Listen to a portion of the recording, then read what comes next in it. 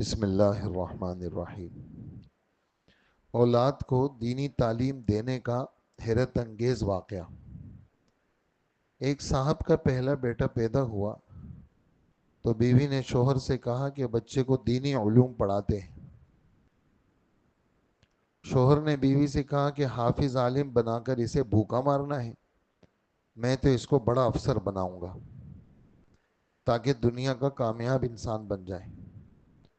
دوسرا بیٹا پیدا ہوا، بیوی نے پھر کہا کہ میرا شوق ہے حافظ بنا لو۔ اس بار بھی بیوی کی نہیں مانی گئی۔ تیسرا بیٹا پیدا ہوا تو بیوی نے اپنے شوق کا اظہار کیا، مراد پوری نہیں ہوئی۔ چوتھا بیٹا پیدا ہوا، بیوی نے کہا کہ اس کو میری مرضی پر حافظ بننے کے لیے آپ مقرر کر دو۔ شوہر نے بیوی کی بات مان لی تو چھوٹے بیٹے کو مدرسے میں داخل کروا دیا۔ بڑے تینوں بیٹے اعلیٰ تعلیم حاصل کرنے کے بعد اعلیٰ سرکاری عہدوں پر فائز ہو گئے۔ چھوٹا بیٹا حافظ اور عالم بن گیا۔ ایک دن شوہر نے بیوی سے کہا کہ بڑے تینوں بچے اعلیٰ سرکاری عہدوں پر لگ گئے، چھوٹا مولوی بن گیا، وہ جہاں بھی جائے گا اس کے پورے مہینے کی تنخواہ بڑے بچوں کے ہفتے کی تنخواہ کے برابر ہوگی۔ بیوی نے شوہر سے کہا کہ کل چاروں بچوں کا امتحان لیتے ہیں، دیکھتے ہیں کون سا بچہ کامیاب ہے اور کون سا ناکام ہے۔ دوسرے دن شام کو بچوں کے گھر آنے سے کچھ وقت پہلے ماں نے سر کے بال بکھیر کے دوپٹہ پھاڑ کر چارپائی پر بیٹھ گئی۔ باپ اندر کمرے میں چھپ کر بیٹھ گیا۔ بڑا بیٹا گھر آیا، ماں کی اجڑی ہوئی حالت دیکھ کر پوچھا تو ماں نے کہا کہ تیرے باپ نے مارا ہے۔ بیٹے نے باپ کو برا بھلا کہا اور اپنے کمرے میں چلا گیا۔ دوسرا بیٹا آیا، اس نے بھی ماں کو بری حالت میں دیکھ کر وجہ پوچھی۔ ماں نے روتے ہوئے بیٹے کو بتایا کہ تمہارے باپ نے مارا ہے۔ اس نے باپ کو برا بھلا کہا اور اپنے کمرے میں چلا گیا۔ تیسرے بیٹے کو بھی ماں نے اسی طرح کی جھوٹی کہانی سنائی۔ تیسرا بیٹا جو کہ طبیعت کا تیز تھا، اس نے باپ کو برا بھلا کہا اور کہا گھر آنے دو اور میں باپ کے ساتھ دیکھ لوں گا۔ باپ سب کچھ سنتا رہا، دیکھتا رہا، خون کے آنسو روتا رہا۔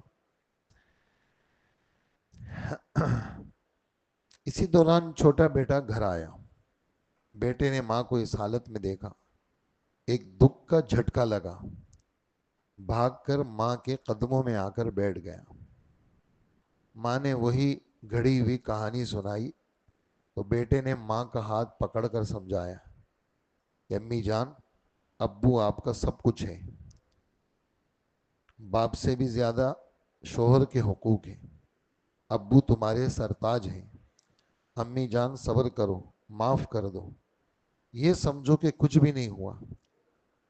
باپ سب کچھ سن رہا تھا، سب کچھ دیکھ رہا تھا، برداشت نہیں ہوا، بھاگ کر باہر آیا، اپنے اسی بیٹے کو گلے لگا کر پھوٹ پھوٹ رونے لگا۔ شوہر کو عمر کے اس حصے میں آ کر احساس ہوا کہ بیوی کا فیصلہ ٹھیک تھا، کہ ماں باپ کے آداب انگلش کی کتابوں میں نہیں سکھائے جاتے۔ ماں باپ سے کیسے پیش آنا ہے، کیسا رویہ ہے، یہ تو قرآن و حدیث ہی بتاتا ہے۔ آج باپ کو احساس ہوا اور سوچا کاش میں سب بچوں کو حافظ، قاری اور عالم بنا لیتا۔ لوگوں کو اس طرح کی چیزوں پہ فخر ہے۔ اب جو ہے وہ یہ بھی ایک قصہ ہے کہ ایک بوڑھی عورت گاؤں سے اپنے شوہر سے کہنے لگی کہ بچے شہر میں لیتے ہیں، ایسا زمینوں کے کچھ پیسے آئے ہیں، میں اپنے بچوں کو دینے جا رہی ہوں۔ شوہر نے کہا دیکھو، میں اور آپ اکیلے رہتے ہیں، یہ ہمارا زندگی کا سہارا بن جائے یہ پیسے، تم یہ پیسے ان کو مت دو۔ کہنے لگے نہیں، میرے بیٹے ہیں اور میں رات گزار کے کل آؤں گی میں، اور تم اپنے لیے آج رات کا اور صبح کا کھانے کا انتظام کر لینا۔ شوہر نے پھر سمجھایا، کہا کہ جانے تو چلی جاؤ لیکن ان کا امتحان لے لینا ذرا۔ تو یہ جب چلی گئی اپنے اس میں بڑے بیٹے کے گھر میں، تو دروازے پہ جیسے دونوں میاں بیوی آ گئے، اماں آپ؟ کہنے لگا ہاں بیٹا تمہاری یاد آ رہی تھی، میں تو تم سے ملنے آئی تھی۔ اماں اب تو نہیں آ سکتی اندر۔ کیوں نہیں آ سکتی بیٹا؟ تم میرے بیٹے ہو، تمہاری یاد آ رہی تھی مجھے۔ کہا یہ میری بیوی ہے، یہ چھوڑے گی نہیں۔ تو کہا تم میرے بیٹے ہو، کہا میں کیا کروں؟ تو بیوی کہنے لگی کہ ہم نے تو اپنا نیا گھر بنایا ہے، سب چیزیں بڑے سلیقے سے ہم نے رکھی ہے، اور آپ اگر ہمارے گھر میں آئیں گی تو بدبو آئے گی ہمارے گھر سے۔ اور بیٹا بھی جو ہے وہ اپنی بیوی کی طرف، اور بالکل گھر اندر آنے بھی نہیں دیا اور دروازہ بند کر دیا۔ یہ دور سے آئی تھی، بیگ اس کے ہاتھ میں تھا۔ دوسرے بیٹے کے پاس گئی، کہنے لگی کہ اب تمہارے ابو کا آپریشن ہے اور مجھے 2 لاکھ روپے چاہیے، تو 2 مہینے میں دے دوں گی۔ کہنے لگا امی آپ ہر وقت آپ کو پیسوں کی ضرورت ہوتی ہے، آپ کو پتہ نہیں ہے ہم شہر میں رہتے ہیں، ہمارے اتنے سارے خرچے ہیں۔ کہا میں تو تم سے مفت میں نہیں مانگ رہی ہوں، تمہارے ابو کا آپریشن ہے جو ہونے کا ہے۔ کہا کہ نہیں میرے پاس پیسے نہیں ہیں۔ تو اس نے چائے تک کا بھی نہیں پوچھا۔ اس طرح یہ عورت روتی ہوئی اپنے شوہر کے پاس گئی، تو شوہر نے اس کو کہا دیکھا تم نے، جب لوگ ماں باپ سے الگ ہو جاتے ہیں تو مزاج بدل جاتے ہیں، اور جہاں دین نہیں ہوتا وہاں کچھ بھی نہیں ہوتا۔ اصل تو دین ہے، اصل تو دین ہے۔ تو اس لیے یعنی ہمیں ہمارا سارا سرمایہ ہمارے ماں باپ ہے، اور خوش قسمت ہے وہ بیٹا جو ماں باپ کے ساتھ رہتا ہے۔ یہ بیٹا بہت خوش قسمت ہے جس کی بیوی دونوں کی خدمت کرتی ہے، یہ خود صبح بھی ان کی زیارت کرتا ہے، رات بھی ان کی زیارت کرتا ہے، روزانہ ان کی بدنی خدمت کرتا ہے، ان کے علاج معالجے کا خیال رکھتا ہے، اور روزانہ یعنی بقول مولانا تقی عثمانی صاحب نے کتاب لکھی ہے میرے والد میرے شیخ۔ تو ہمارے جو مرید ہیں یا ہمارے جو پیر ہیں، ہماری والدہ ہے اور ہمارے والد ہیں۔ ہمیں جو برکت اپنے ماں باپ کی صحبت میں ملے گی وہ کہیں اور نہیں ملے گی۔ لوگ پیروں کی تلاش میں گھومتے ہیں، بزرگوں کی صحبت کا کوئی بدل نہیں ہے، بہت پیاری بات ہے، لیکن اپنے سگے ماں باپ کو فراموش کرنا، نہ صبح ملنا نہ دوپہر ملنا، چہرہ ہی نہیں دکھانا، پھر دوسرے بچوں کے پاس ماں باپ کو چھوڑ کر کے یعنی بہن بھائیوں کے پاس کہ جی میرے بھائی، یہ میری یار ہماری بیوی جو ہے نا وہ ہماری ماں کو نہیں سنبھال سکتی۔ ہمارے خود ایک دوست کا واقعہ، ہمارے ساتھی تھے، تو پھر ان کی میاں بیوی کی طلاق ہو گئی۔ اس نے کہا کہ میرے والد میرے گھر رکنے آئے تھے، والد جو ہے نا دوسرے بھائی کے یہاں رہتے تھے، 4 5 بھائی تھے، یہ جو ہمارے دوست تھے ان کا آخر بھائی سے یہ بڑے تھے۔ کہنے لگے کہ میرے یعنی والد صاحب آئے تو میرے والد صاحب کی ٹوپی بڑی گندی تھی، تو میں نے ان کی ٹوپی لی اور بیوی کو کہا کہ یہ دھو لو۔ تو میری بیوی نے مجھ سے کہا، یہ یعنی میرے دوست نے مجھے سنایا، یعنی سچا واقعہ بالکل، کہنے لگے میری بیوی نے کہا کہ آپ کو پتہ نہیں ہے شریعت کا مسئلہ کیا مسئلہ ہے؟ کہا کہ یہ جو بیوی ہوتی ہے سسر کی خدمت اس کے ذمے نہیں ہے۔ اب ٹوپی ہے کیا چیز؟ ٹوپی اس کے دھونے میں لگتا کیا ہے، لیکن جب تربیت نہ ہو تو آدمی کے لیے اتنی سی نیکی بھی پہاڑ بن جاتی ہے، اور جب تربیت ہوتی ہے تو آدمی تو کیا سے کیا کرتا ہے اور نیکیوں کے انبار کھڑے کر دیتا ہے۔ اس لیے دوستو ہمارا سرمایہ بہت بڑا ہمارے ماں باپ ہے، لیکن یہ ماں باپ جب چلے جاتے ہیں نا پھر واپس نہیں آتے۔ یہ ماں باپ جب چلے جاتے ہیں یہ واپس نہیں آتے۔ دنیا کی ہر چیز دوستو پرانی بری لگتی ہے، کیا دوستو؟ دنیا کی پرانی بہت اچھی نہیں لگتی، وہ کہتے ہیں نیا ماڈل ہونا چاہیے، اس میں نئے نئے سہولیات ہوتی ہے، فیسلٹیز ہوتی ہے، یہ ہوتا ہے وہ ہوتا ہے، یہ فل آپشن والی گاڑی ہے اور یہ فلانے آپشن والی گاڑی ہے، لوگ اس کی تعریف کرتے ہیں۔ اس موبائل کے اندر جناب بہت زیادہ سہولیات ہے، یہ اس ماڈل سے زیادہ اچھا ماڈل ہے، تو نئی چیز کو ترجیح دی جاتی ہے۔ اور ماں باپ ایسے ہیں دوستوں جو پرانے ہی اچھے لگتے ہیں، ماں باپ پرانے اچھے لگتے ہیں، ان کا حسن ان کے پرانے ہونے میں وہ زیادہ حسین ہوتے ہیں۔ وہ زیادہ خوبصورت ہوتے ہیں، زیادہ حسین ہوتے ہیں. ہماری والدہ کا حسن، ہمارے والد صاحب کا حسن، ہمارے دادا کا حسن، ہماری دادی کا حسن، ہماری نانی کا حسن، ہمارے نانا کا حسن. دوستو یہ ہستیاں ہیں، ان کی قدر کرنی ہے.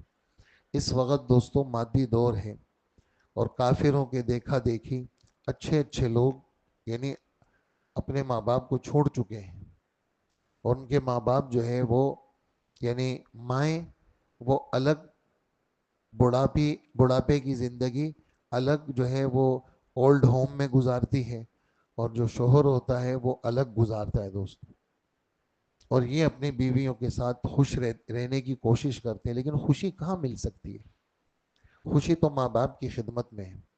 پھر یہ جو زندگی ہے دوستو، اس میں ہم عرض کریں گے آپ سے، ہمارے رب قرآن پاک میں فرماتے ہیں لَقَدْ خَلَقْنَا الْإِنسَانَ فِي کبد. کبد کا ترجمہ ہے مشقت. انسان کی صحت مشقت میں اللہ نے رکھی ہے. جتنا یہ تکلیف میں رہے گا اتنا یہ اچھا رہے گا، اور جتنا یہ راحت پسند ہوگا اتنا یہ پریشان رہے گا.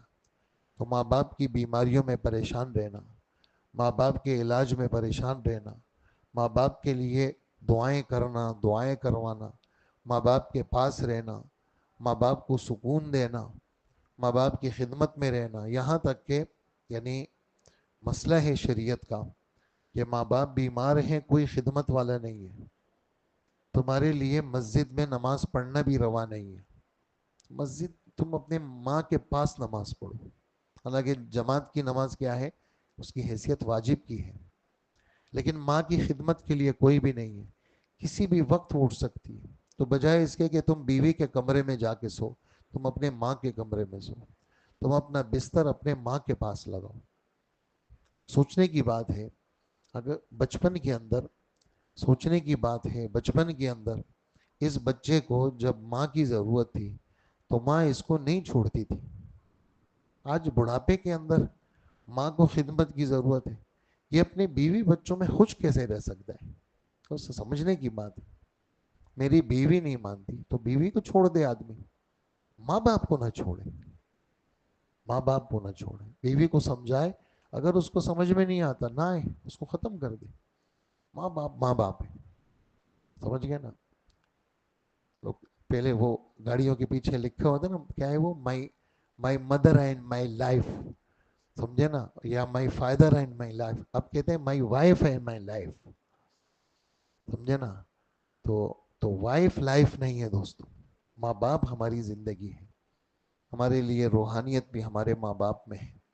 تو ان کی بدنی خدمت کرنا، کبھی کبھار یہ آپ کو دور کریں گے. یہ مطلب دور سے مراد آپ کو کہیں گے خدمت کی ضرورت نہیں ہے. نہیں دوستو، ان کی خدمت کریں. لوگ جو ہے وہ مزدور رکھتے ہیں، خود کہتے ہیں ہم نے مزدور رکھے ہوئے ہیں. جو کام آپ کر سکتے ہیں وہ مزدور نہیں کر سکتے. جو خدمت آپ کر سکتے ہیں وہ مزدور نہیں کر سکتے. ہم مزدور رکھنے کی نفی نہیں کرتے، لیکن مزدوروں پہ بھروسہ کرنا اور خود اپنے آپ کو خدمت سے کاٹنا یہ ٹھیک نہیں ہے. آپ پر آپ کی ماں باپ کی نظریں پڑیں، آپ کی نظریں آپ کے ماں باپ پہ پڑیں. کیا فائدہ ہے؟ حضور صلی اللہ علیہ وآلہ وسلم فرماتے ہیں مقبول حج اور عمرے کا ثواب ملتا ہے. اللہ کے رسول اگر دن میں 100 دفعہ دیکھیں تو فرمایا اللہ اطیب و اکثر. اللہ پاک زیادہ پاکیزہ ہے اور زیادہ اجر دینے والا ہے. تو صرف دیکھنے پر کتنا اجر ہے، تو خدمت پر کتنا اجر ہوگا. ایک بہت بڑے محدث دن کو قرآن و حدیث پڑھانے والے اور بہت سارے ان کے شاگرد، تو رات کے وقت میں اپنی والدہ کی خدمت کر رہے تھے. والدہ سو گئی. یہ بڑے آدمی تھے، حدیث کے بڑے استاد تھے. وہ رات بالکل اندھیری رات میں، یعنی کوئی بھی نہیں ہے، یہی اکیلے ہیں، خدمت چل رہی ہے. ان کے دل میں ایک بات آئی. دل میں بات یہ آئی کہ اللہ پاک فرماتے، اللہ کے رسول صلی اللہ علیہ وآلہ وسلم فرماتے ہیں کہ ان الجنت تحت اقدام الامہات. جنت تو ماں کی قدموں کے نیچے ہے. جنت تو ماں کے قدموں کے نیچے ہے.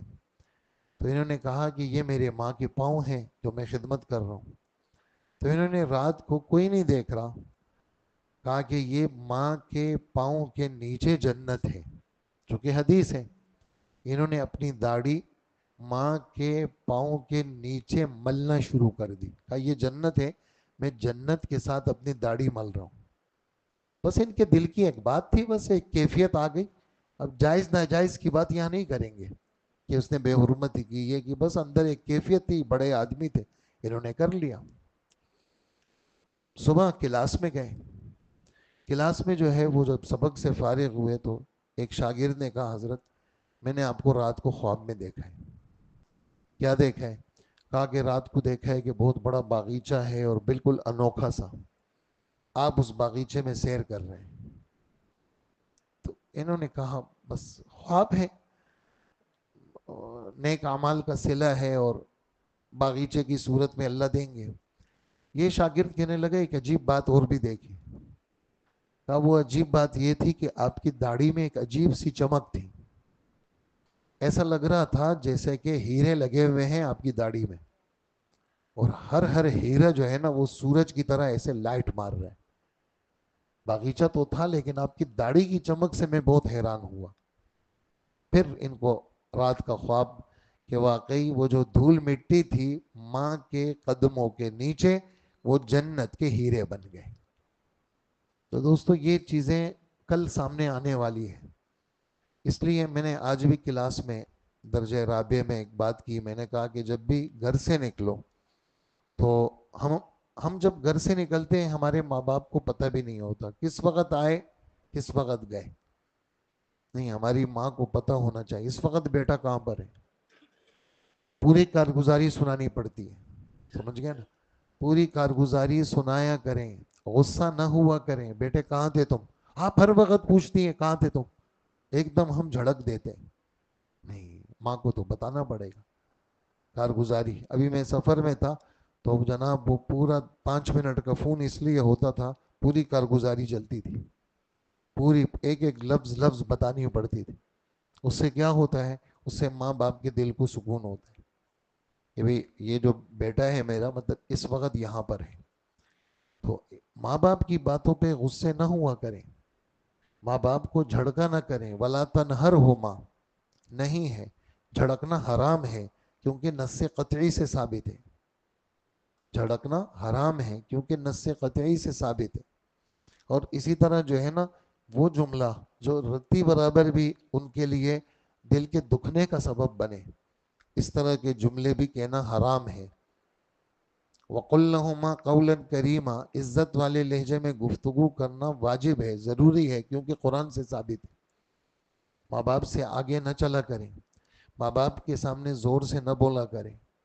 تو اپنی طبیعتوں کو دوستوں نرم کرنا ہے. اور شادی کی وجہ سے، بچوں کی وجہ سے کچھ بھی فیصلہ ہو جائے آپ بھائیوں کا بہنوں کا آپس میں، لیکن آپ نے ماں باپ کو نہیں چھوڑنا. ہاں، ابھی ہو یا مستقبل میں ہو یا کبھی بھی ہو، ماں باپ ماں باپ ہے. ماں باپ کا بدل دنیا میں نہیں مل سکتا. غصہ نہ ہوا کریں، وہ جیسے بھی ہوں. کبھی کبھار باپ کی زیادتی ہوتی ہے، ماں کی زیادتیاں ہوتی ہیں، لیکن ان سے ماں کی صفت ہم نہیں ہٹا سکتے. کیا کہا دوستوں میں نے؟ ماں ہونا، باپ ہونا، یہ ہم نہیں ہٹا سکتے. ابھی تو ٹھیک ہے میں شوہر بن گیا، میں باپ بن گیا، لیکن اس کا ماں ہونا ہم نہیں ہٹا سکتے. تو اس لیے جب ماں ہونا ہم نہیں ہٹا سکتے تو ہم نے ان کی قدر کرنی ہے، خدمت کرنی ہے. تو یہ قصہ ہے دوستو کہ بچوں کو دینی تعلیم دینا. اللہ جل جلالہ ہم سب کے حال پہ رحم فرمائے اور ہماری تربیت فرمائے.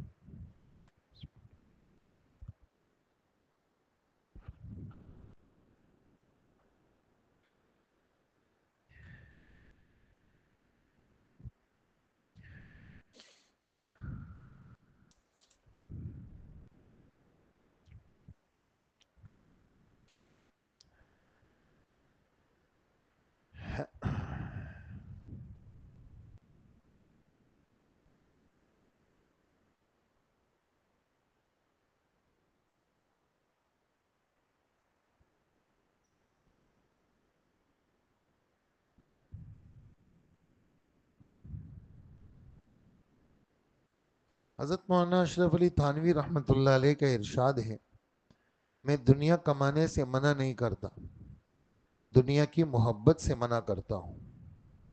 کسب حلال یہ تو دیگر فرائض کے بعد ایک فرض ہے۔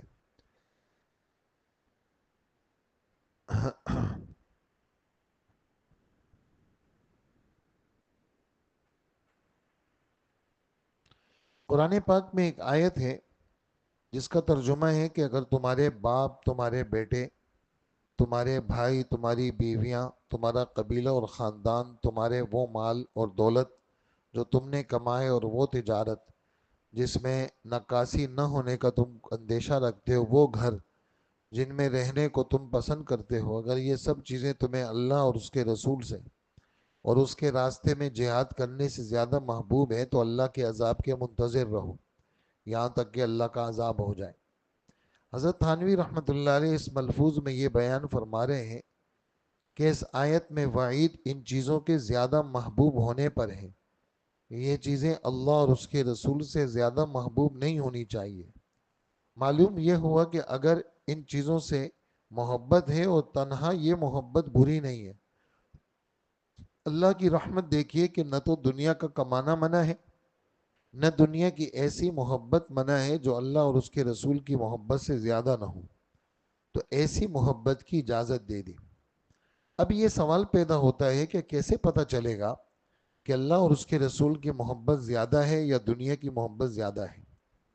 اس کا جواب مولانا اشرف علی تھانوی رحمۃ اللہ علیہ یہ دے رہے ہیں کہ جس کی علامت یہ ہے کہ احکام کی اطاعت میں خلل آ جائے، مال و دولت میں ایسا منہمک ہے کہ اللہ اور اس کے رسول کی اطاعت میں خلل آ جائے، سمجھ لو دنیا کی محبت بڑھ گئی۔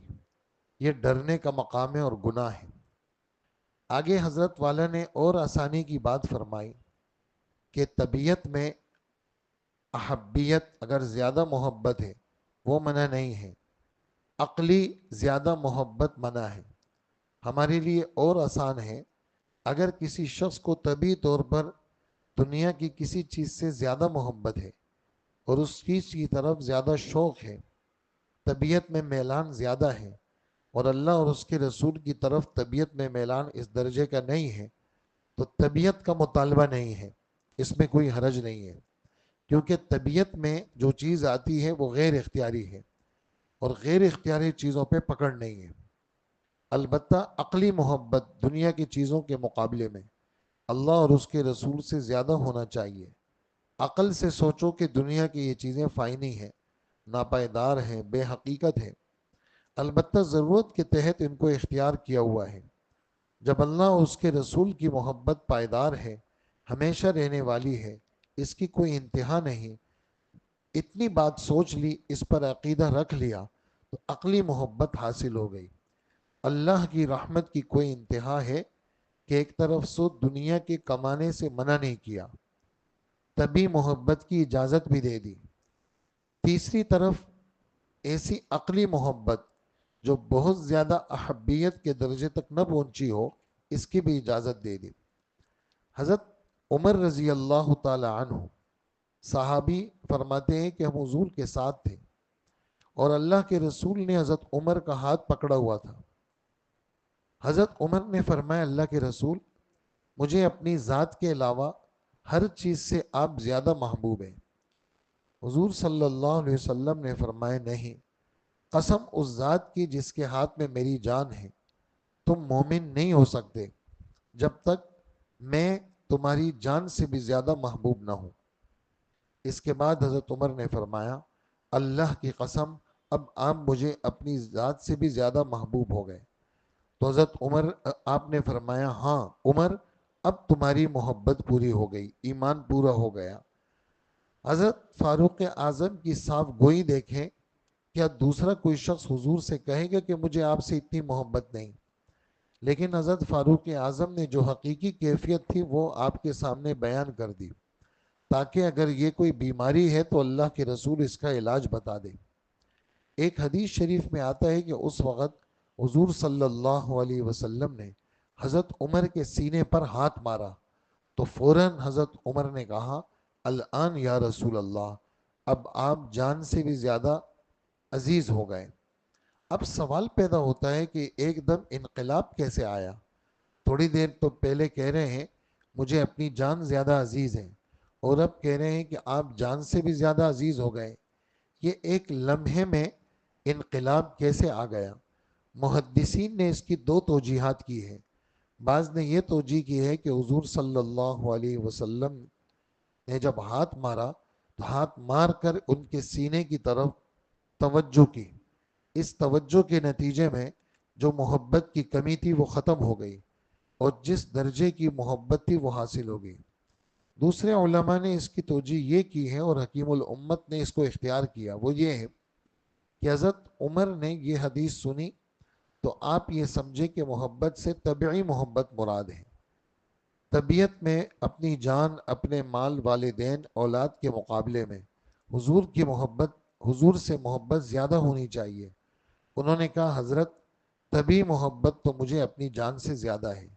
حالانکہ حضرت ابو عمر کا یہ خیال صحیح نہیں تھا، آپ کو غلط فہمی تھی، کیونکہ حضور صلی اللہ علیہ وسلم کی مراد طبعی محبت نہیں تھی، عقلی محبت تھی۔